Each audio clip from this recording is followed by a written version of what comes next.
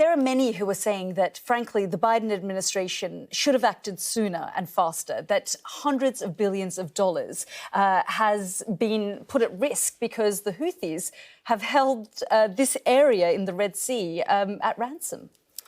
Sorry, so just let me get this straight, Yalda. So we are bombing the poorest, one of the poorest countries in the world that has been under a humanitarian blockade.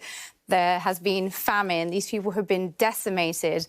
And we are bombing them because a couple of guys in dinghies in support for the Palestinians who are having a genocide committed against them. They're objecting to that, and we're bombing them. Come on now. I mean, this is just an insane world for us to even think. I'm so sorry your Amazon packages are delayed. I really am. Like, I wish mine came on time.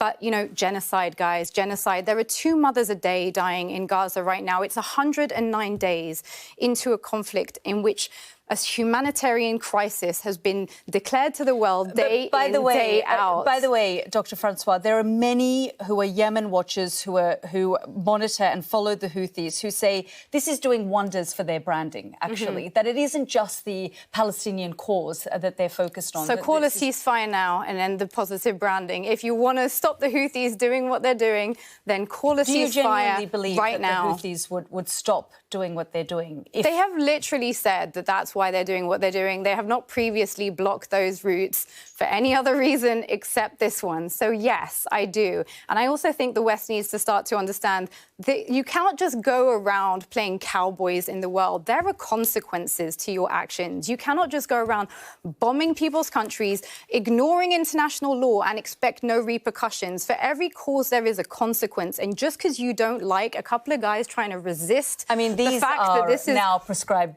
terrorists. Sure, according to Western governments, well, they are also terrorist according to the Yemeni people, because they've which is a Saudi-backed government, which is essentially our. But the Yemenis who live, under Houthi rule talk about the fact that this group continues to terrorise them as well. Yeah, I'm no fan of the Houthis, apart from when they're blockading in favour of a ceasefire, which should have been called a long time ago.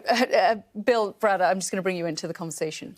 We started the whole conversation an hour ago about how you can't afford housing and your generation and so on and so forth.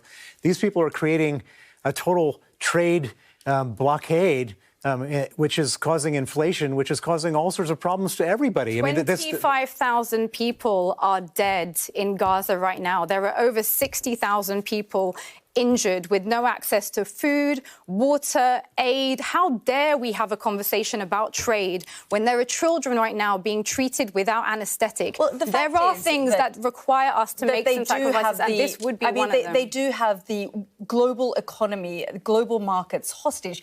Good for them. Bill Browder.